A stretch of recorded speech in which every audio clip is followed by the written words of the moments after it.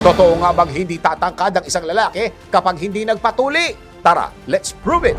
Ang pinaka-common na myth ay kapag nagpatuli daw ang isang lalaki, nakakatulong daw ito upang tumangkad. Pero totoo nga bang hindi natatangkad ang isang lalaki kapag hindi nagpatuli? Tara, let's prove it! Bago maniwala sa mga claim-claim na yan, patunayan na yan sa Let's Prove It! Ipinaliwanag sa Antara News na ang circumcision o pagtutuli ay isa sa pinaka-common na surgeries worldwide at generally safe. Isinasagawa ito sa mga lalaki upang tanggalin ang foreskin mula sa ulo ng penis. Samantala, sa HelloDoctor.com, walang kinalaman sa height ang pagpapatuli dahil nakakatulong lamang ang pagpapatuli sa hygiene at upang maiwasan ang cancer sa mga lalaki.